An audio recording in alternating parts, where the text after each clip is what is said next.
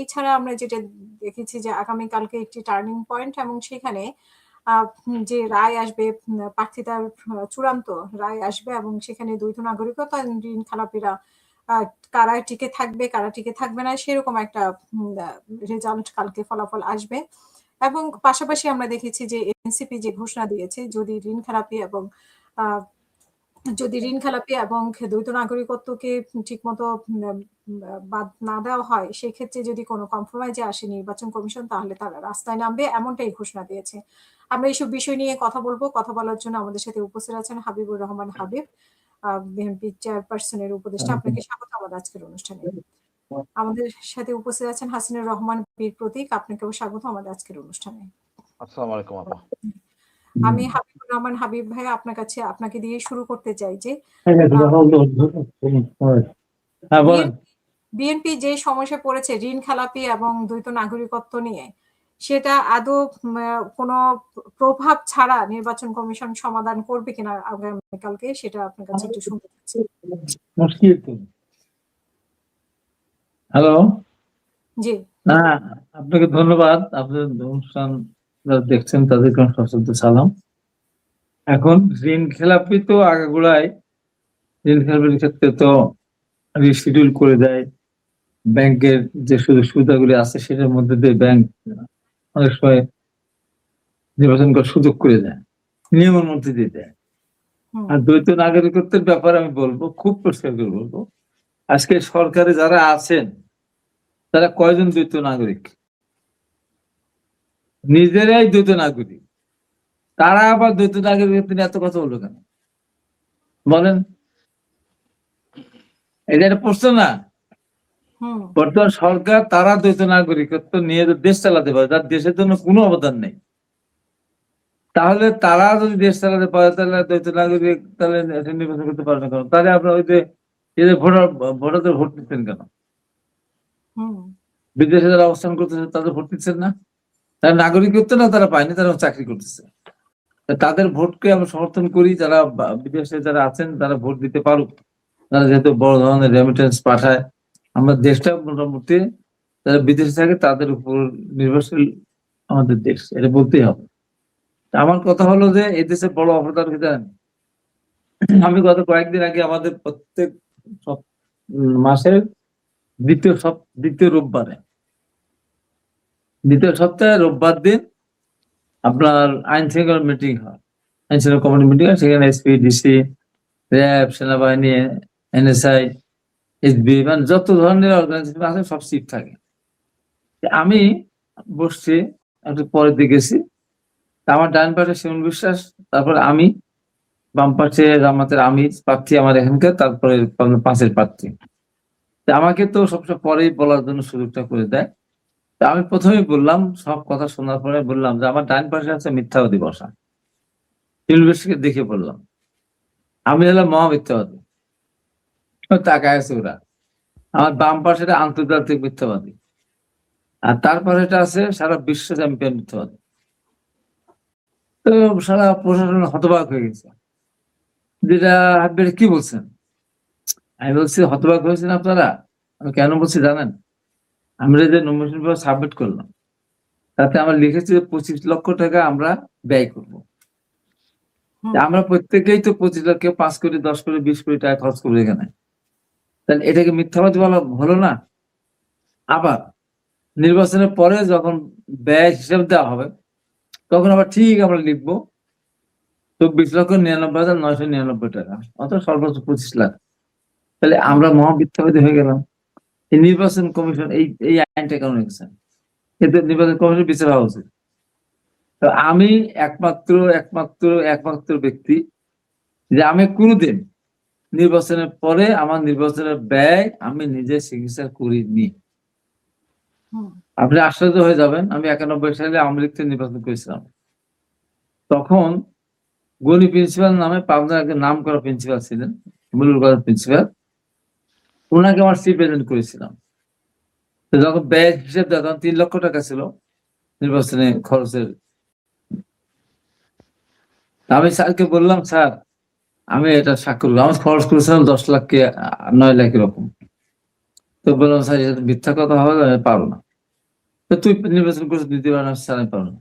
তো কি করবো স্যার আপনি দেন।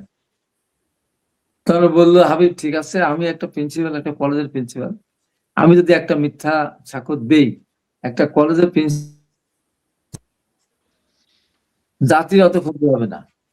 কিন্তু তুমি হাবিব, তুমি যদি একটা মিথ্যা স্বাক্ষর করো, তাহলে অনেক বড় ক্ষতি হয়ে যাবে জাতির। অতএব ঠিক আছে, আমি ওটা করি। আমি চিন্তা করতে পারেন আজ থেকে 35 বছর আগে। এবং এরপরে আমি যতগুলো নির্বাচনে অংশগ্রহণ করেছি, কখন নির্বাচন হয়েছে হয়নি, মাঝপথ থেকে সরে আসতে হয়েছে, একবারও আমি ব্যয়ের হিসাবে স্বাক্ষর আমি করিনি। আমাদের চিফ এজেন্ট থাকেন, তিনি করেন, আমি করিনি। তাহলে এই মিথ্যা কথা বলি যখন আমি জমা দেবো, এবং জেতার পরে বা হারার পরে যখন আমি আবার ওই মিথ্যাটা আমি স্বাক্ষর করবো, তখন আমি জিতে 3 টন গমকে 3,30,000 টন গম লিখে দিতে আমার হাত কাঁপবে না। এইগুলি ঠিক না করে দ্বৈত নাগরিক তার জন্য নির্বাচন করতে পারবে না, এটা আইন করলে সেভাবে করা উচিত। তাই আগে এই যারা দ্বৈত নাগরিক যারা আছে তারা আগে পদত্যাগ করুক। ওরা কেন দেশ চালাবে?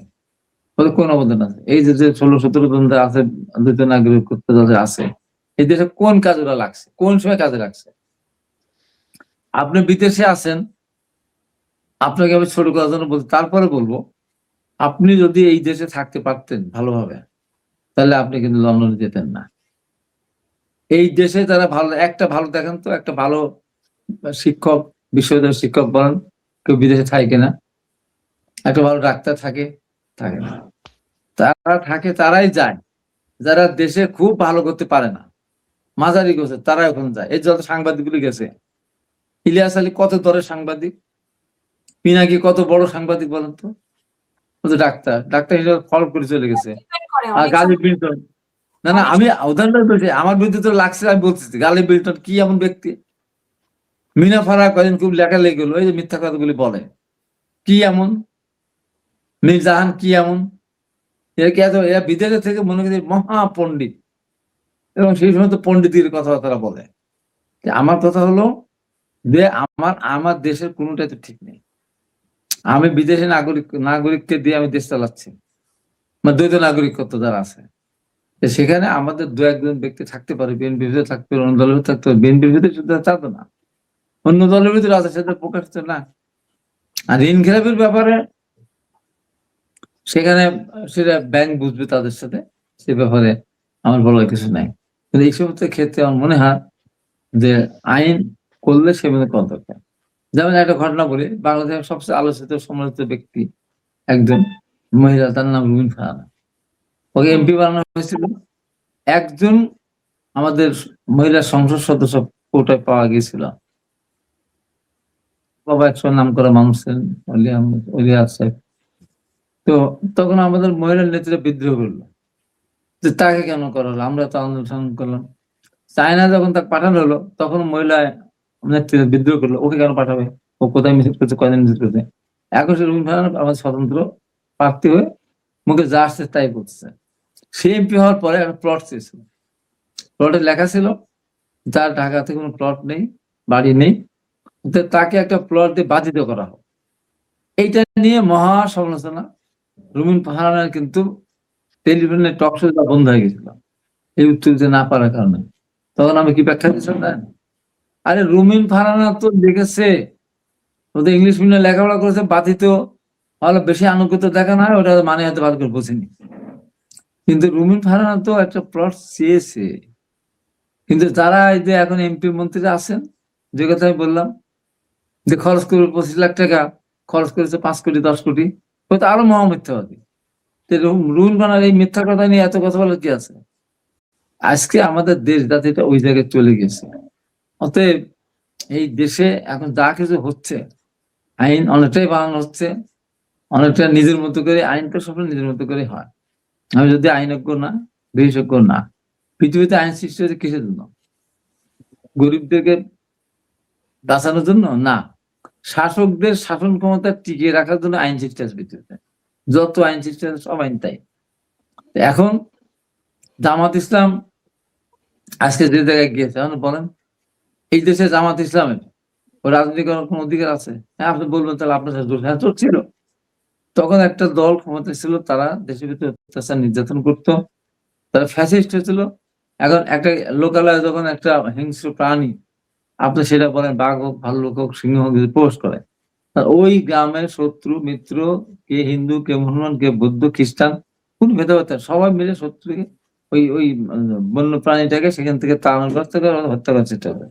তা আমরাও আওয়ামী লীগ যখন অত্যাচার বেশি করেছে, তার হাত থেকে বাঁচার জন্য বা গণতন্ত্র ফিরিয়ে আনার জন্য জামাতের সাথে করে নিয়ে আমরা একসাথে আন্দোলন করেছিলাম। আওয়ামী লীগও সেই কাজটি করেছিল 1986 সালে, এবং আরো চূড়ান্তভাবে করলো 1994 সালে। 2 জন মহিলা সংসদ সদস্য বিএনপির কাছে নিয়ে সমর্থন দিয়েছিল, অর্থাৎ তারা সংসদে পদত্যাগ করে আওয়ামী লীগের সাথে করে বিএনপির বিরুদ্ধে আন্দোলন করলো এবং নিরপেক্ষ তত্ত্বাবধায়ক সরকার বিধান সংবিধানে আন্দোলনের দাবি তুললো। তো এই কথা কি কেউ বল না, বিএনপির সাথে আসলে সেটা বলে।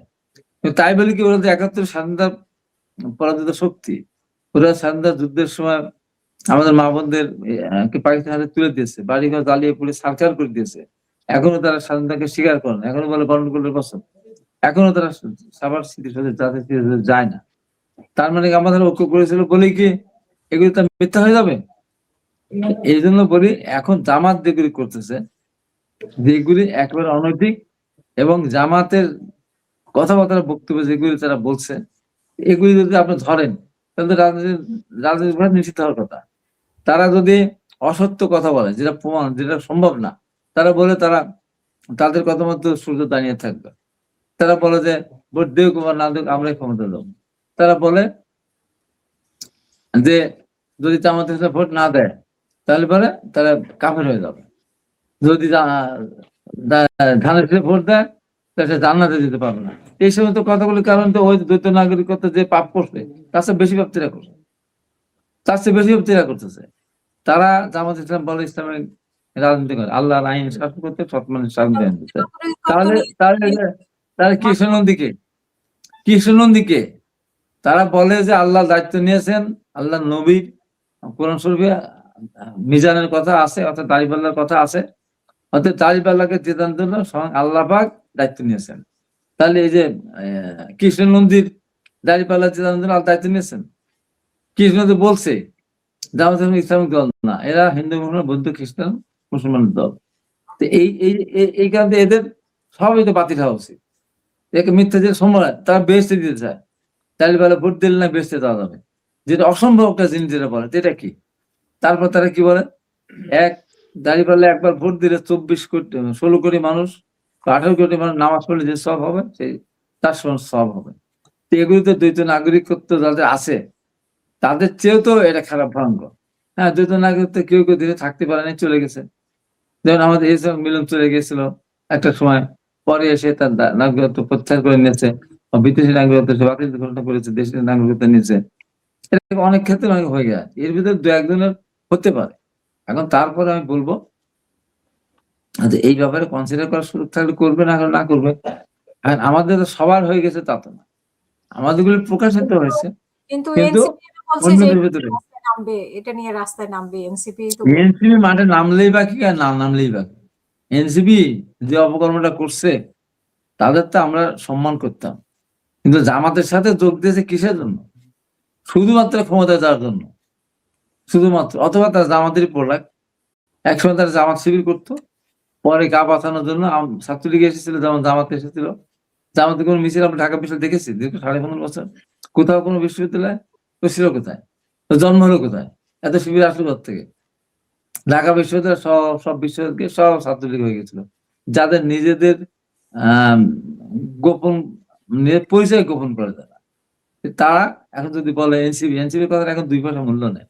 যদি জামাতের সাথে না গিয়ে ওরা যদি নিজেদের মতো থাকতো, আমি ওদের সেদিন একজনের সাথে আমার টক শোতে আমি বসছিলাম, কয়েকদিন ঢাকা গিয়েছিলাম, বাংলা বিষয় আমি বললাম দেখো তোমরা 10 লাখ 12 লাখ ভোট পেতে, তারা বাংলাদেশ 300 নমিনেশন দিলে বা আরো বেশি পেতে পারতে, তাহলে তো তোমরা আপাতত 2-3টা আসন পেতে, তোমাদের স্ট্রেংথ তোমাদের শো করতে পারতে, ফিউচারে তোমরা জানিয়ে দিতে পারতে। এত ইয়াং ছেলে একসাথে হয়ে রাজনীতি করতে, তোমরা স্বাধীনতা বিরোধী চলে গেলে, তোমরা যখন স্ট্যান্ড নিয়েছিলে 71-এর পরাজিতদের বিরুদ্ধে, তখন তোমাদের জন্য আমি সর্বপ্রথম আমার দলের সিদ্ধান্ত ছাড়াই আমি সরাসরি নির্বাচন কমিশনকে বলেছি যে ওদেরকে নিবন্ধন দেওয়া হোক, কারণ ওরা আন্দোলন করেছে সব জায়গায় সবসময় আইন মানা যায় না। ওরা যখন আন্দোলন করেছে জীবন দিতে গিয়েছে তখন আইনের শেষ এই পর্যন্ত। মাধ্যমে গিয়েছিল, হয়তো দেওয়া হোক, হ্যাঁ দিল। ওরা যখন শাপলা চাইল তখন ওই বললাম ওদের শাপলা দেওয়া হোক, কাঁটা যদি দেওয়া যায় অন্য কিছু শাপলা দেওয়া যাবে না কেন? আচ্ছা দেখ না কেন? ওই দিন আমি বললাম যে এখন যদি তোমাদের পক্ষে আমরা এখন এই যদি তোমার চরিত্র তোমাদের পক্ষে বলতাম না। একদম সেই জন্য এনসিপি একটা ডাক দেয়, জামাত সহ মাঠে নামলে পারে, নামতে পারে। তো নির্বাচন বয়কট করার ক্ষেত্রে যদি যায়, এনসিপি কেন, এনসিপি জামাত কেন, জামাত মিলেও তো না নির্বাচন ঠেকাতে পারবে না, সরকারকে নির্বাচন করতেই হবে। কারণ সরকার নির্বাচন না করলে ক্ষমতা থাকবে না। জি, আজকে কত তারিখ? 20 তারিখ। আপনি নিশ্চয়ই। দেখেন, আমি কথা বলে রাখছি, যদি 12ই ফেব্রুয়ারি নির্বাচন সরকার না করে তারপরে এই সরকার ক্ষমতা থাকবে না এবং তাদের বিদায় হবে অত্যন্ত করুণ। দেশটা ধ্বংস করতে আমরা দিতে পারি না, ক্ষমতা যে যায় যাক, কিন্তু নির্বাচন না হলে দেশের অর্থনীতি যেভাবে নিচের দিকে নেমে যাচ্ছে, আমরা জিডিপি গ্রোথ কমতে কমতে শেষের দিকে চলে যাচ্ছে, কোন নির্বাচন নাই, এটা একটা দেশ হলো? একটা অন্য সরকার দীর্ঘদিন দেশ শাসন করতে পারে? অতএব এনসিপি টাকে 2টা লোকও আর মাঠে নামবে না। জি, অসংখ্য ধন্যবাদ। ধন্যবাদ। আমি হাসিনুর রহমান বীর প্রতীক, আপনার কাছে যেটা শুনতে চাই, আগামীকালকে প্রার্থিতা বাতিলের শেষ তারিখ 21শে জানুয়ারি। কালকে আসলে কি করতে পারি? কালকে একটা এসপার ওসপার নির্বাচন হবে কি হবে না, বা নির্বাচন হবে কি হবে না সেটা না, মানে এনসিপি যে দিয়েছে যে দ্বৈত নাগরিকত্ব এবং ঋণ খেলাপিদের ক্ষেত্রে যদি কোনোভাবে সরকার প্রশ্রয় দেয়, তো সেই ক্ষেত্রে এনসিপি রাস্তায় নামবে। তো কালকে কি হতে যাচ্ছে আপনার কি মনে হয়? বিসমিল্লাহির রহিম। উপস্থিত সবাই আসসালামু আলাইকুম। আপা, আমার খুব বিব্রত বোধ মনে হয় একটা আদেশ সব হলো গিয়া নোংরামি, অতিরিক্ত বাড়াবাড়ি নোংরামি। আসলে কি সরকার লিস্ট আছে? হাদি হত্যা হয়েছে তো 1 মাসের বেশি হয়ে গেছে, এরপরে তো আর লিস্টের কোনো কিছু আমরা দেখলাম না। তো ওই না, লিস্টে কি সেটি তো আপা, এর যদি এতই পারতো আপা, তাহলে বিডিআর এর মেসাকার হইতো না, কোনো অপকর্মে হইতো না। আমাদের গোয়েন্দাটা ঠিক মতো গড়ে ওঠে নাই, গোয়েন্দাটা হচ্ছে দলীয়। এইসব জিনিস আমরা সংস্কার করি নাই। মেইন জিনিসগুলি, যে জিনিসগুলো যদি হাসিনা ফ্যাসিস্ট ছিল, ফ্যাসিস্ট যাদের কারণে হয়, এই জায়গাগুলি সংস্কার করার দরকার ছিল। ডক্টর ইউনূস এই জায়গাগুলো অ্যাড্রেস করেন নাই, যার জন্য এই সমস্যাগুলো হচ্ছে। তা আমরা তারপরেও চাইবো দেশে শান্তি থাকুক, জনগণ যেন স্বাচ্ছন্দ্যে ভোট দিতে পারে। বাট বৈষম্য থাকলে ভোট দিবে না তো লোকজন, উৎস হারায় ফেলবে। আমি যদি মনে করি যে বিএনপি ক্ষমতায় যাবে, তাহলে তো আমি অন্য মতাদর্শের লোক হলে মাঠে যাবো না ভোট দিতে। সুতরাং লেভেল প্লেইং ফিল্ড থাকবে। আমি লোকজনের ওনাদের যে মুখ্য যে যা ওনারা বলবেন যে আমরা এত এই দেশের জন্য করবো, সবগুলি শুনে অ্যানালাইসিস করে আমরা যাবো, যে নিরপেক্ষ লোক যারা, তারা এটা চিন্তা করবেন। এখন আমি মনে করি আপা, এখানে উচিত সরকারের লেভেল ফিল্ডটা নিশ্চিত করা, নাহলে জনগণ কিন্তু হতাশা হবে। আপনি দেখবেন প্রতিদিন নতুন নতুন ইস্যু আসবে, জি, প্রতিদিন নতুন নতুন ইস্যু আসবে। এখন মাত্র আছে 2 মাস, 20 দিন আছে, দেখি কি হয় আমরা নির্বাচনের। কালকেই তো একটা কিছু এসপার হবে, মানে কালকের। কালকে এসপার যাই হোক, দেখেন আপা, ওই আপনি যখনই বলবেন, এই দেখেন আমাদের হুজুররা এই ঝামেলাগুলি করলো, ধর্ম নিয়ে বাড়াবাড়ি, ধর্মের সাথে রাষ্ট্রপ্রধানের কোন দেশের কোনো রাষ্ট্র ধর্ম হয় না, দেশ নিরপেক্ষ, এটা নিরাকার। মানুষ হলে আমাদের ধর্ম হলো আমার ব্যক্তিগত, বাট আমি ধর্ম পালন করতে যাতে কোনো ক্ষতিগ্রস্ত না হই, বিব্রত না হই, এইটা দেশ নিশ্চিত করবে। মনে করেন আমি হিজাব দিব, রাষ্ট্র ওই দেশের আমাদের কোনো ফার্মের এমডি বলতে পারবে না এখানে হিজাব চলবে না, এটা বলতে পারবে না। এটা হলো রাষ্ট্রের কাজ। আমি বিকালে বাজারে যাব, আমার নামাজ পড়তে ইচ্ছা করতেছে, যাতে নামাজ পড়ার জায়গা পাই, এটা দেশ নিশ্চিত করবে।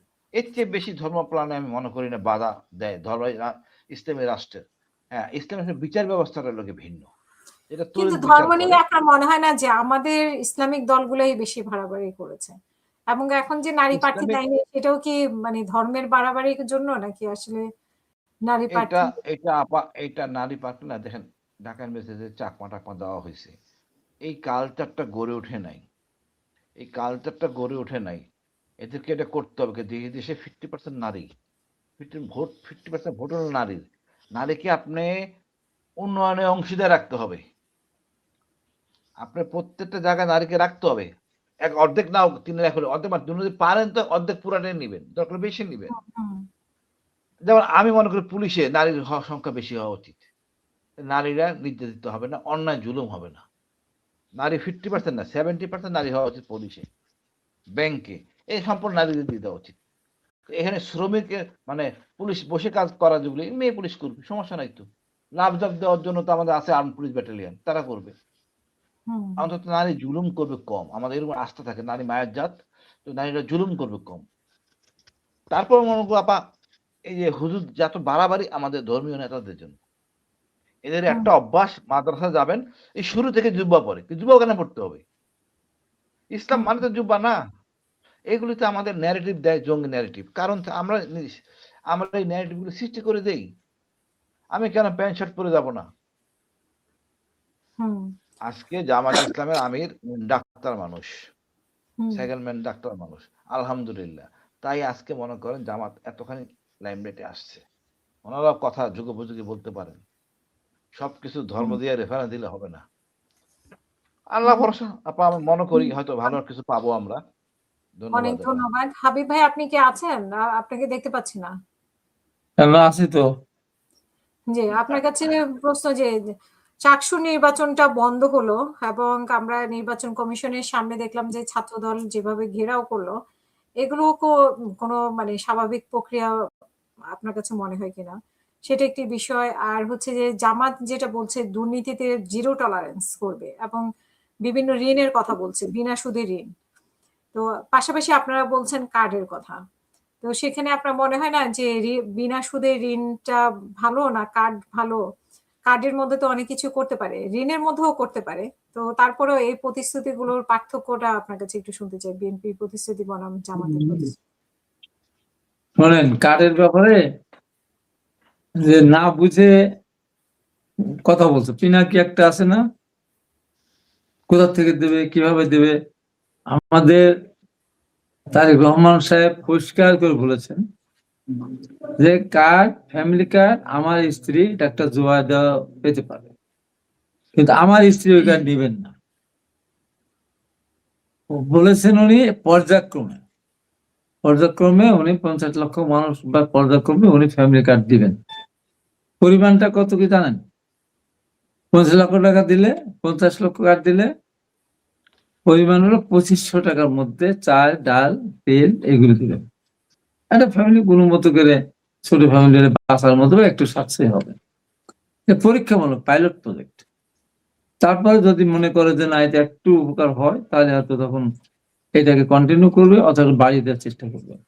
এতে কত টাকা আসে জানেন? আমাদের বাজেট হলো 7 লক্ষ কোটি টাকা বাজেট, মাত্র 12,500 কোটি টাকা, মাত্র 12,500। না না বুঝে এত টাকা পাবে কোথায়? আমার প্রতি মাসে, প্রতি বছরে কত লক্ষ কোটি টাকা পাচার হয়ে যায় তার হিসাব আছে? আমি একমাত্র বাংলাদেশে এই বিগত দীর্ঘদিন যাবৎ টক শোতে বলে আসছে আমার বাজেট 5 লক্ষ 6 লক্ষ কোটি টাকা হওয়ার কোনো দরকার নেই। কারণ আমি 3 টাকা জিনিসকে 30 টাকা ধরে আমি বাজেট করেছি, যে কারণে আমার বাজেট 5 লক্ষ 6 লক্ষ কোটি টাকা হয়েছে। এবং বাজেট বাস্তবায়ন হয়নি 30% এর উপর, বাজেট বাস্তবায়ন হয়নি 30% করে 35%। কোনটা বাস্তবায়ন হয়নি? যে জনগণের কাজে লাগে। বাজেটে কিছু টাকা আছে যেটাতে আপনি দিতেই হবে, যেমন রেভিনিউ খাতে আপনার বেতন ভাতা এগুলো দিতেই হবে, পেনশন টাকাটা দিতেই হবে। কোন জায়গায় ঠেকে, কোন জায়গায় গিয়ে ডেভেলপমেন্ট ওয়ার্কে গিয়ে আপনার 30%-এর কাজটা ওখানে হয় না। আর ওই ডেভেলপমেন্টের ওয়ার্কের কাজগুলি শেষে জুন মাসে ফাইনাল বর্ষার সময়, তখন মে মাস থেকে জুন মাসের মধ্যে টাকাগুলো তাড়াতাড়ি খরচ করার জন্য বাজেট যদি টাকা খরচ করতে না পারেন, ধরেন 10,000 কোটি টাকা দেখুন একটা বাজেট, সেটা খরচ করতে না পারে টাকা ফেরত দেবেন, জনের পরে যদি দেখা যায় ফেরত দেবে, তখন তারা করে তড়ি ঘড়ি করে ওইটা টেন্ডার করে তারা চেকটা লিখে দেয়, ওই ঠিকাদারকে পরে দেয়, হয়তো সেপ্টেম্বর অক্টোবর মধ্যে পরে টাকাটা দেয়। এখানে তড়িঘড়ি করে করতে গিয়ে এখানে বাজেট এই টাকাটা কিন্তু মিসেজ বেশি। যে কাজটা হওয়ার কথা 3 লাখ টাকা দিয়ে সেটা 10 লাখ টাকা দিয়ে করলো। এই সমস্ত কারণে বারবার বলেছি যে বাজেট আমাদের এত বড় দরকার নেই, যেটুকু আমার প্রয়োজন সেটুকু এই জন্য যারা বলে যে বিএনপি ফ্যাব্রিকেট দিতে করছে টাকা দিতে, এত বেশি টাকা না, চুরি না হলেই তো হয়। আর তারা সেটা বিনা সুদে দিবে। দুর্নীতি বন্ধ করতে পারবে? বিএনপি তো দুর্নীতি বন্ধের ব্যাপারে কিছু বলতেছে না। আমি বলি জামাত ইসলাম হলো, বিএনপির এমপি ছিল কতজন বিগত সংসদে 2001-এ? 193 জন, কি 185 জন। আর জামাতের কত ছিল? 17 জন।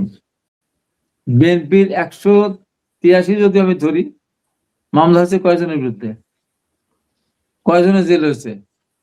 জামাতের 17 জন এমপির বিরুদ্ধে দিলেন সাইদের সবার নামে মামলা হয়েছে দুর্নীতি। তাহলে বড় দুর্নীতি কারা হলো? আমার 183-এর মধ্যে ভিতরে ধর 50 জনের নামে দুর্নীতির মামলা হয়েছে, 60 জনের নামে হয়েছে। তো ওদের তো 17 জনের ভিতরে 16 জনের নামে মামলা হয়েছে দুর্নীতির মামলা, এবং প্রমাণিত দুর্নীতি। সেগুলো টিন চুরি, এই চুরি, সেই চুরি। তোরা চোর হয়, তোরা বড় চোর, বড় চোর হয়ে গেলে তো ক্ষমতার স্বাদ ভোগ করতে পুরোপুরি পারেনি। তাই এবং জামাত ইসলামের যে মন্ত্রণালয় আছে, 3টা মন্ত্রণালয় ওরা চালিয়েছে। আপনি দেখেন তো সমস্যা মন্ত্রণালয় ম্যাক্সিমাম সব শিবিরের ক্যাডার। অন্য দলে আছে কিনা দেখেন তো। শিল্প মন্ত্রণালয় যখন নিজামী ছিল সেখানে দেখেন তো কয়জন নিয়োগ করেছে বাইরে। এটাকে দুর্নীতি না? একটা নিজের দলের লোককে অন্য দলের রিকুইজিট কোয়ালিফিকেশন থাকা সত্ত্বেও চাকরি না দিয়ে নিজের দলের লোককে দেওয়া, এটা মহা দুর্নীতি। টাকা আত্মসাতের চেয়ে বড় দুর্নীতি। এই দুর্নীতি তারা এই যে চোর, ভোট তো চুরি করে প্রমাণিত হয়েছে, অনেক জায়গায় প্রমাণিত হয়েছে। একটা ভোটও চুরি করতে ঢাকা বিশ্ববিদ্যালয়ের মেয়ে বলেছে না আমার ভোটটা আগে দেওয়া হয়েছে? জাহাঙ্গীরনগর বলেছে না যে আমার ভোটটা দেওয়া হয়েছে? শিক্ষক পদে করেছে না? নানান যে ঘটনা, তারা তো ক্ষমতা না আগেই তারা তখন বলে, আওয়ামী লীগের উদ্দেশ্য করে বলে, আওয়ামী লীগ আপনারা আসেন, জামাতে যোগদান করেন, আপনাদের দিকে কেউ তাকাতে পারেন, যে দিকে টাকা চোখ তুলে দিচ্ছে, এসব তো কথা তারা বলে। এটাকে দুর্নীতি না? তারা এটা তো মুখে একটা বলবে, কাজ একটা। এটা তো এটা তো এক ধরনের, এটা তো একটা অপকৌশল, দুর্নীতি অপকৌশল। জামাত হলো মহা দুর্নীতিবাজ। না, এবং বিএনপি এরা আওয়ামী লীগের সবাইকে ইয়ে করে দিবে, এটা তো জামাত। বিএনপি তো আছে, বিএনপি দুর্নীতিবাজ, জামাতের মহা দুর্নীতিবাজ। তাহলে কি আপনার জামাতে যারা এই যে ইসলামী বক্তা, এই বক্তারা ইসলামের কথা বলে, এই যে হেলিকপ্টার ছাড়া চলে না অনেকে, যে শেখ হাসিনা বলেছিলেন না জামাত 50 কোটি টাকার মানুষ হেলিকপ্টার ছাড়া চলেই না। জামাতের অনেক এই যে বক্তা আছে, ইসলামিক বক্তা, কোথায় আছে আল্লাহর কোরআন হাদিসে যেটাকে হেলিকপ্টারকে নিয়ে যেতে হবে, ভালো ভালো খাবার দিতে হবে, এবং 2 লাখ 1 লাখ 1.5 লাখ টাকা দিতে হবে? কোথায় আছে? কোথায় আছে? এটা দুর্নীতি না?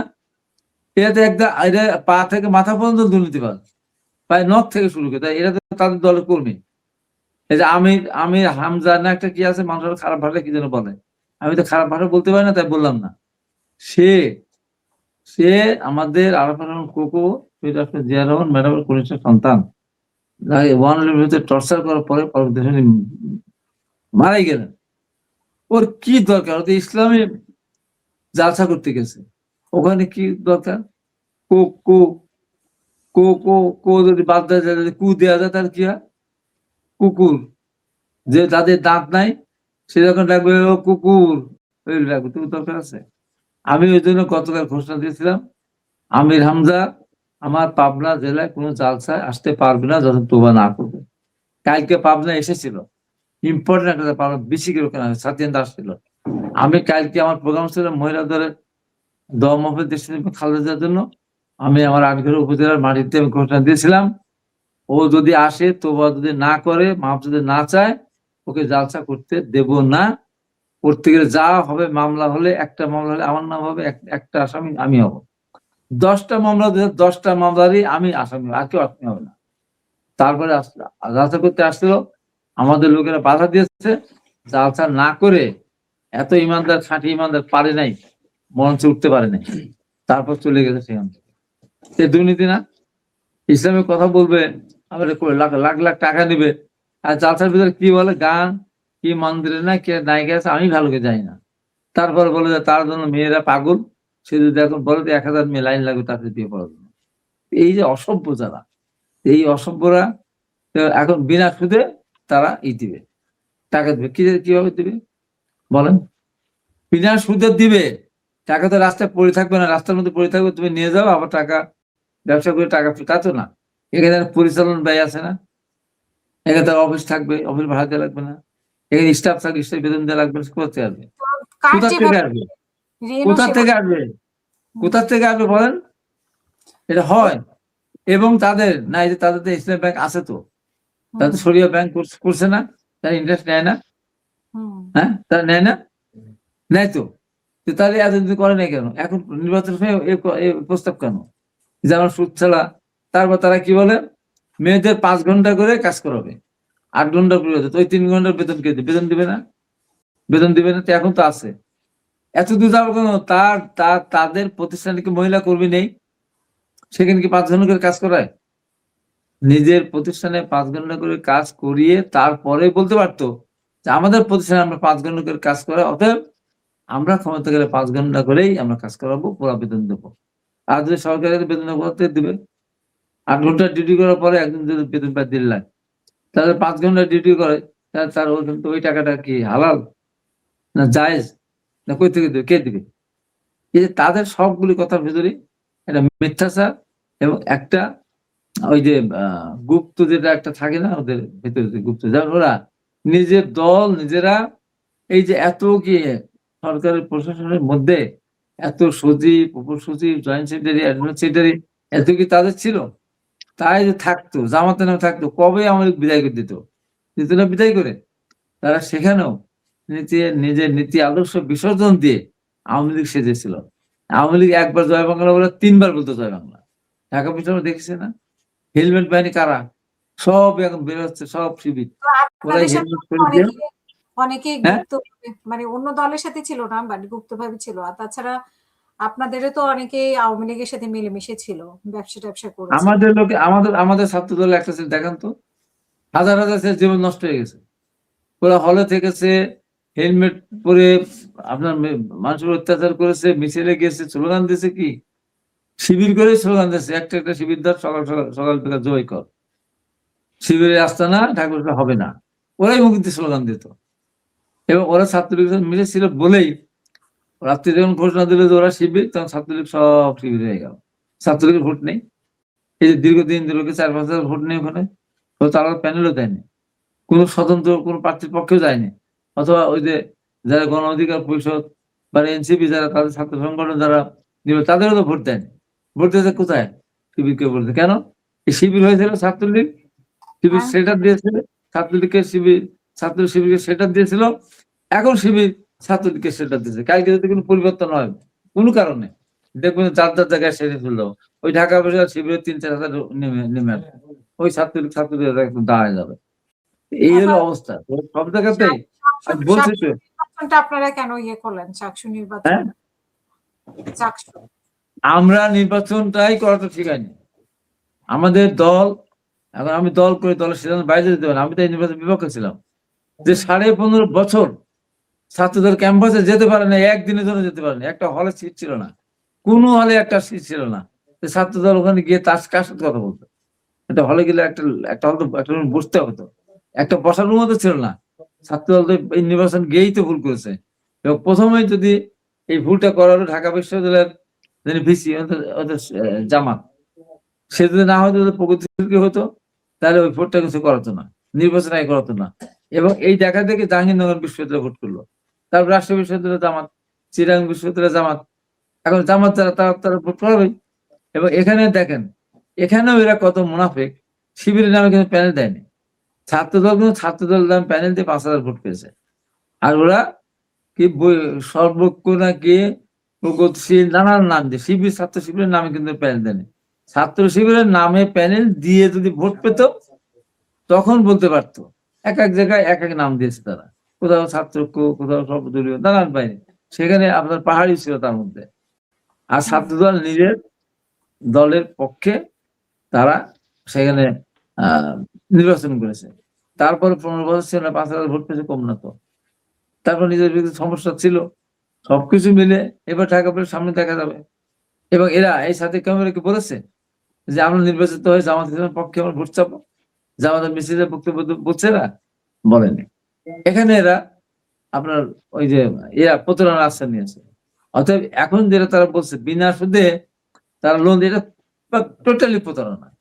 পরিচালন ব্যয় বলতে তো একটা আছে, তো সেই পরিচালন ব্যয় কোথা থেকে আসবে, তা কোথা চুরি করবে তারা, না লাগলে চুরি করে দেওয়া লাগবে। এতদিন শোনা, শেষ কথা বলে, এতদিন ওরা, ওর ভাই যদি ক্যান্সারের রোগী হয়ে ঘরে শুয়ে থাকতো, অ্যাক্সিডেন্ট রোগী হয়ে পড়ে থাকতো, সে যদি জামাত না করতো, ভাইয়ের দিকে তাকিয়েও দেখতো না, খবরও নিত ভাই তুমি কেমন আছো, ছোট হোক আর বড় হোক। আর এখন পাড়া প্রতিবেশী কোথায় কার একটু পা ভাঙলো, গাছের থেকে একটু পড়ে গেছে, অর্থাৎ মশা কামড়ায় ছুটতে চলে যাচ্ছে, গিয়ে সাথে সাথে ডাক্তার ওষুধ টষুধ দিয়ে 1 বছর চাউল দিয়ে আসতেছে বিকাশে, আবার তারা নাকি শুনছে তারা বিকাশে টাকা দেওয়া শুরু করেছে। এতদিন করেছিল। এইটা হলো মুনাফিকি। আমরা আগেও করেছি, আমরা এখনো করি। আমাদের নেতা তার একজন মানবিক নেতা, দেখছেন বাংলাদেশে কত মানুষের, কৃষকের গরু হারিয়ে গেছে, গরু কিনে দিয়েছে, ঘর পুড়ে গেছে, ঘর করে দিয়েছে, বহু একাধিক। এটা আমাদেরকে উনি বলেন, যে কোনো একটা জিনিস নলেজ আসলেই এটা বলেন, উনি কোন দল এটা উনি দেখেন না। আমি একটা উদাহরণ দিয়ে শেষ করি।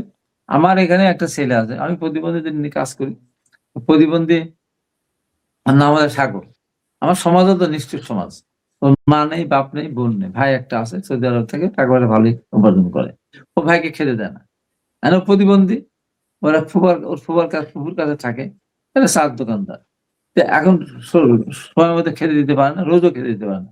যখন ওর ক্ষুধা লাগে তখন বাবার কবরের কাছে যায়, বাবার কবরের কাছে গেলে, ও বাবা, ও আব্বা তুমি ওঠো, তাড়াতাড়ি ওঠো, আমার ভাত দাও, আমার তো ক্ষুধা লাগছে, আমাকে তো খেতে দেয় না। একদিন না, ক্ষুধা লাগলে বাবার কবরের কাছে গিয়ে বলে আমার ভাত দাও, আমার ক্ষুধা লাগছে। এটা যে কোনো একদিন এটা ফোনে ধারণ করে ইউটিউবে ছেড়ে দেয়। কই এই জামাতিরা ছিল, কতজন তো ছিল, কেউ তো খবর দিল না। এটা আমাদের চেয়ারম্যানের নজরে গিয়েছেন, উনি আমাদের যুব দলের সভাপতি মুন্না এবং সাধারণ সম্পাদক নয়নের কাছে পাঠিয়েছে। নয়ন ওদেরকে দিয়েছে এতে, নয়ন ওদেরকে দিয়ে আমার জেলা যুব দলের আহ্বায়ক হিমেশ সদস্য মনির আবার আমাকে এসে বলছে যে ভাইয়া পাঠিয়েছে। আমিও গেলাম ওই বাসায়, যার পরে ওকে জিজ্ঞাসা করলাম, ওর একে জিজ্ঞাসা করলাম যে কি দিলে আপনাকে, যে আপনি ওকে বোঝা মনে করবেন না, আর ও আর কোন বাবার কবরের কাছে আব্বা আমার খাওয়ার দাও, আমার খাওয়ার নাই, আমার ক্ষুধা লাগছে বলবে না। তো আমার এই অনুষ্ঠান দেখে বহু লোক ওকে টাকা দিয়েছে, বাড়ি টাড়ি সব করে দিয়েছে, ঘর বাড়ি ফার্নিচারটা সব দিয়েছে, ব্যাংকে টাকাও কয়েক লক্ষ জমা হয়েছে। আমি অপেক্ষা করতে আরো কিছু টাকা হলে ওই টাকাটা একসাথে যোগ করে দেব, যে ও আর কোনদিন ক্ষুধার জ্বালায় বাবার কবরের কাছে গিয়ে না বলো বাবা আমার খেতে দাও। আর ওর ফুবাকে বললাম কি হলে আপনি মনে করবেন যে আপনার বোঝা না, তার মানে সবকিছু বুঝে। এইটা হলো আমাদের দল, আর তারা তারাও দেখছে তো। দলের নেতা নিয়ে তো প্রশ্ন উঠেছে, হাসনাত আব্দুল্লাহ বলেছে যে তারেক রহমান কিভাবে টাকা পায়, মানে হাসনাত আব্দুল্লাহ কিভাবে সে চেয়ার পর্যন্ত, ওরা তো থাকতো। আমার ভাই হাসিনুর রহমান বীর প্রতীক লেফটেন্যান্ট কর্নেল সাহেব হাসতেছে, আমি 69-68 সাল থেকে আন্দোলন করেছি, 71-এ যুদ্ধে গিয়েছি, আমি সার্টিফিকেট নেইনি। ইন্ডিয়াতে আবার ট্রেনিং করেছি, দেশের ভিতরে আবার ট্রেনিং করেছি, সার্টিফিকেট নেইনি। তারপর 90-এর আন্দোলনে হিরো ছিলাম, নেতা ছিলাম। তারপরে অনেকগুলো আন্দোলনের এখন আমি এখনো ভাড়া বাসায় থাকি, 6 তলা ভাড়া বাসা। আমার 20 বছর পার হলো, মানুষ বিবাহ বার্ষিকী পালন করে না, 25 বছর 50 বছর। আমার বাড়িওয়ালা 20 বছর হয়েছে, আমাকে দাওয়াত করলো সেদিন, আমার সাথে প্রায় 20-30 জন ছিল, আমাকে খাওয়ালো। আমি 20 বছর ওই বাসায় সিঁড়ি বেয়ে উঠি, আমার ওয়াইফ অসুস্থ, আপনারা দেখেছেন। আমার বাড়িওয়ালা, আমার বাড়িতে পুলিশ গেছে, আর্মি গেছে, র্যাব গেছে, ডিবি গেছে, তছনছ করেছে, কোনদিন আমাকে বিরক্ত কথা বলবে। আমি গত পরশুদিন আমি ওখান থেকে খাওয়া দাওয়া করে আসি। আর এনারা ওরা থাকতো মেসে, চড়তো বাসে, এখন কোথায় থাকে? এখন কি লিফটওয়ালা বাসা ছাড়াও থাকে? ওরা কি এখন বাসে চলে না। আমি এখনো বাসে চড়ি, আমি লেগুনাতে চড়ি, আমি পায়ে হাঁটি, আমি রিক্সায় চড়ি। এই হলো আমি, আমরা। আর তারা তারেক রহমান সম্বন্ধে প্রশ্ন যখন করে, একবার ভাবে না যে তারা যদি বেঁচে থাকতো, চলতে বাসে, আর তারেক রহমান শহীদ রাষ্ট্রপতি জিয়া রহমানের সন্তান, সাবেক তিনবার প্রধানমন্ত্রীর সন্তান, তারেক রহমান শ্বশুরদের ওই যে আপনার ওই ধানমন্ডি যদি 1 কোনা বিক্রি করে দেয়, ওরকম তারেক রহমান 10 বছর না 15 বছর থাকতে পারে তারেক রহমান, জুবাইদুর রহমান এইতে লন্ডনে। আর রাজনৈতিক দলের নেতা, স্বাভাবিকভাবেই রাজনৈতিক দলের নেতা হিসাবে শুভাকাঙ্ক্ষী, বন্ধু বান্ধব, আত্মীয় স্বজন এটা থাকবেই। তারেক রহমান একমাত্র একমাত্র একমাত্র প্রধানমন্ত্রী এবং রাষ্ট্রপতির সন্তান যিনি নিজে চাঁদাবাজি না করে ব্যবসা করে নিজে উপার্জন করে নিজের জীবিকা নির্বাহ করার জন্য চেষ্টা করেছিলেন। ওই জন্য আপনার ওই কোকো লঞ্চ এটা নিয়ে কত কথা বলে। তারপর ডান্ডি ডাইং উনি করতে গিয়েছিলেন, করেছিলেন, চালিয়েছেন, সেখানে লোন নিয়েছেন। সেই লোন দীর্ঘদিন বিদেশ থাকার কারণে লোন পরিশোধ করতে পারেন নাই। সেই লোন বাড়তে বাড়তে অনেক হয়েছে। ওরকম লোন বাংলাদেশে বহু লোকের হয়েছে, শত শত কোটি টাকা। সেই লোনও কিন্তু সরকার মাফ করেন। তারেক রহমানের ভাই মারা গেছে, আর এখন কোকো তার বাচ্চাদের নামে কিন্তু মামলা হয়েছে, মামলা করেছে। আর এরা যদি প্রশ্ন করে তারেক রহমানের কি আছে, শহীদ রাষ্ট্রপতি জিয়া রহমান শহীদ হওয়ার পর 2টা বাড়ি দিয়েছিল। একটা বাড়িতে থাকতেন ক্যান্টনে, আরেকটা বাড়ি দিয়েছেন যে বাড়িটা ভাড়া দেয়। এখন আব্দুল্লাহ হাসান প্রশ্ন করে তারেক রহমানের বাড়ি ভাড়া যেটা পায়, উনি তো জোর করে নেন নেই। শহীদ রাষ্ট্রপতি জিয়া রহমান বীর মুক্তিযোদ্ধা, সেক্টর কমান্ডার, ঘটক, একটা বাড়ি দিয়েছিল সেই সরকার। সেই বাড়ির ভাড়া যা পায় তা কি তারেক রহমান সংসার চলে না? তাহলে চলে তো নাকি? চলে তো। একবার ভাবে এই কথাটা বাংলাদেশে আমি ছাড়া, আজকে আমি যে বললাম এই কথাটা, আমাদের কোনো নেতা কিন্তু উত্তরটা দেয়নি। তারেক রহমান যে বাসায় ভাড়া পায় সেই বাসা ভাড়া দিয়ে একটা সংসার খুব ভালো মতো চলে। আর রাজনৈতিক টাকা রাজনৈতিক দল চাঁদা দেয়, আমিও চাঁদা দিই। আমি আমার দলকে চাঁদা দিই, মাসে 500 টাকা চাঁদা দিই। মাঝে বাকি বাড়ি একবারে দেওয়ার দিয়ে আসে। আমাদের দলের কোটি কোটি আমাদের সদস্য তারা চাঁদা দেয়, দল সেই টাকা দিয়ে চলে। তারেক রহমানের চলার জন্য ইয়ে লাগে না, ওই ওই চাঁদা তোলা লাগে না, তারেক রহমানের চাঁদা তোলা লাগে না। যেহেতু ওনার বাবা যখন শহীদ হন, হত্যা করা হলো তখন তাকে, তখনকার গভর্নমেন্ট, উনি তো সরকার এসে নেন নাই। তারেক রহমান কি সরকার এসে নিয়েছেন ওই বাড়ি? আচ্ছা, একটা বাড়ি, যে বাড়ি কত বড় জিনিস একটা দেখেন, যে মইনুল যে বাসায় থাকতেন, কবর ওইটা ছিল একটা লেফটেন্যান্ট কর্নেল বাসা। তারেক রহমানের বাবা যখন লেফটেন্যান্ট কর্নেল ছিলেন ওই বাসায় থাকতেন। উনি যখন কর্নেল হয়েছেন ওই বাসায় থেকেছেন। উনি যখন ব্রিগেডিয়ার জেনারেল হয়েছেন তখন ব্রিগেডিয়ার জেনারেল ছিলেন, ব্রিগেডিয়ার ওই বাসায় ছিলেন। উনি যখন মেজর মেজর মেজর জেনারেল হয়েছেন ওই বাসায় থেকেছেন। উনি যখন লেফটেন্যান্ট জেনারেল হয়েছেন ওই বাসায় থেকেছেন। উনি যখন রাষ্ট্রপতি ছিলেন তখন ওই বাসায় ছিলেন। একটা তার দীর্ঘদিনের স্মৃতি বিজড়িত বাড়ি। সেই বাড়ি থেকে কিন্তু এক কাপড়ে ম্যাডাম খালেদাকে বের করে দেওয়া হয়েছিল। এই সমস্ত কথা একবার ভাবে না কেউ। যার সম্বন্ধে কথা বলা যায় তার সম্বন্ধে কথা বলেন, ওর মুখে এটা সাজে। এই যে আমি এদের কথা আমি ধরি না, ধরতামও না, কিন্তু সর্বশেষ যে অপশক্তির সাথে জেনে শুনে স্বাধীনতা বিরোধী একটা শক্তির সাথে জোট করে শুধুমাত্র ক্ষমতা দেওয়ার কি দরকার? ক্ষমতা যেতেই হবে, সময় নেই। তাহলে এটা কত বড় লোভ, কত বড় লোভিয়া চিন্তা করেন। এটা জীবনযাত্রা না। ওরা যে বলে ওদের রূপায়ণ টাওয়ারে ওদের অফিস ভাড়া দেয় কে? ওরা কি চাকরি করে? কে ভাড়া দেয় ওদের? ওদের দল চলে কি করে? ওরা জামাতের সাথে গেছে প্রকাশ্যে ঘোষণা দিয়ে, জামাত প্রতিটা আসনে 1.5 কোটি টাকা দিবে। এটাকে নৈতিক? খরচ তো করবো 25 লাখ, 1.5 কোটি টাকা জামাত ওপেন ঘোষণা দিয়েছে। এটাকে নৈতিকতা হলো? নৈতিকতা পড়লো? কথা বলার সময় হিসাব করে কথা বলতে, কার দিকে কথা বলতেছে, কোন দিকে কথা বলতেছে, আকাশের দিকে তুলতে বলছে না নিচের দিকে তুলতে বলতেছে। আমি সর্বশেষ যে কথাটা বলবো, যে আমরা তো ভাই দীর্ঘদিন রাজনৈতিক বয়স হয়েছে, মুক্তিযুদ্ধে গিয়েছিলাম, তাও বাড়ি গাড়ি করি নাই সেই সময়, বলতে পারবো না যে একটা কোনো কিছু সেই বয়স 17-18 বছর বয়স, তখন কিছু মানে কিছু একটা জিনিস, একটা জুতা, একটা ভালো কিছু নেওয়ারও একটা ইচ্ছা করো, তখনও নেইনি, আর আমি নিতেও দিইনি কাউকে।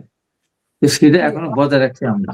আমার সম্বন্ধে তো কথা বললাম, আমার সম্বন্ধে বাচ্চা হাসতে হাসতে মরে বসলো, আমি হাসতাম আমার বিরুদ্ধে কথা বলতে, আমি ওরা বলছি যা বলি না সে কথা বলে।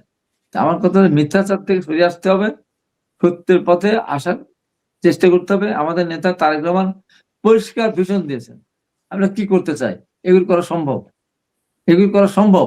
আপনার ফ্যামিলি কার্ড দেওয়া সম্ভব আস্তে আস্তে ধীরে ধীরে, আপনার স্বাস্থ্য কার্ড, হেলথ কার্ড এটা দেওয়া সম্ভব, আপনাদের কৃষি কার্ড এটা দেওয়া সম্ভব, বেকার ভাতা কিছু দেওয়া এটা সম্ভব। ভাষার সাথে পাশাপাশি আরেকটা ভাষা শিক্ষা, যেমন কেউ জাপানে গেলে জাপানিজ ভাষা, কেউ চায়না গেলে চাইনিজ ভাষা, কেউ রাতেন শিক্ষার জন্য বলেছেন। এবং আরেকটা জিনিস আপনার সংযোজন করেন কি বলেন তো, সেটা হলো এই 100 মার্ক থাকবে খেলাধুলার উপরে।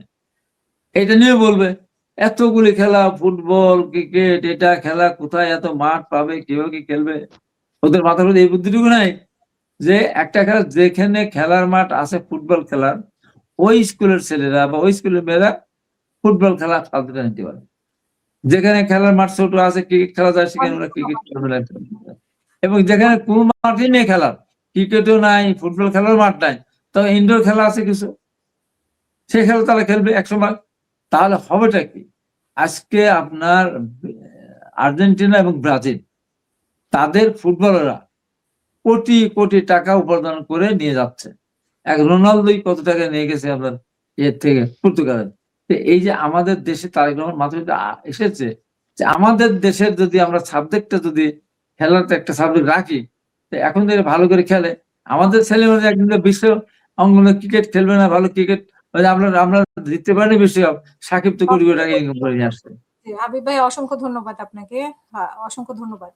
আমি হাসিনুর রহমান, এই যে এনসিপি প্রশ্ন তোলে যে তারেক রহমান কিভাবে চলে, ঠিক আছে, এই প্রশ্ন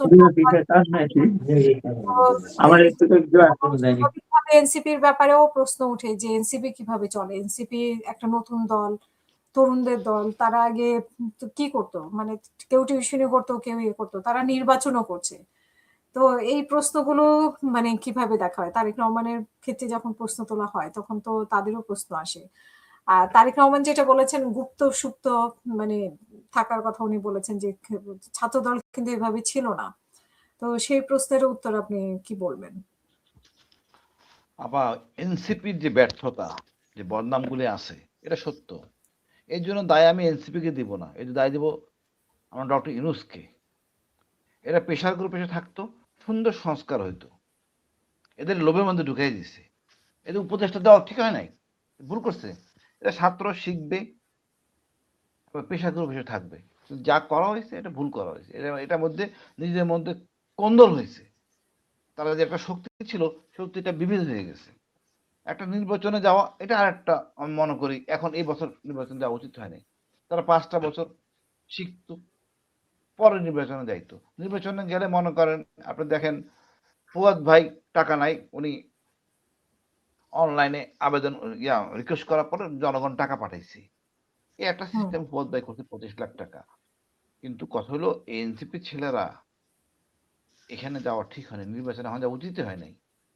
এটা হলো নির্বাচন হলো গিয়া মনে করেন যার টাকা আছে সেই করবে। আপনি ওইভাবে সংস্কারটা করতেন, এনসিপি ছেলেরা রাজনীতি মানে আপনার দল উপদেষ্টা না হইয়া তারা বাইরে থাকতো প্রেশার গ্রুপ হিসেবে, ওইভাবে সংস্কার করে নিয়ে আসতো। হ্যাঁ 10 লাখ টাকায় 5 লাখ টাকা নির্বাচন করা যায়, সেটা তারা করে নাই। এখন তারা যদি বলে যে তারা দিয়ে তো এটা সেনাপ্রধান, একটা রাষ্ট্রপতির ছেলে, মা প্রধানমন্ত্রী, তার ডাইনামে ধারা দিলে তো প্রচুর টাকা পড়ার কথা, সেটা তো নাই তারা দিয়া। দেখেন আমি বিএনপিরও দোষ দিব। এই যে বাড়ির কথা ভাই বললেন হাবিব ভাই, এই বাড়িটা আপা মূলত এই টাইপ কোয়ার্টার কর্নেলদের জন্য। দীর্ঘ 40টা বছর এখানে ছিলেন,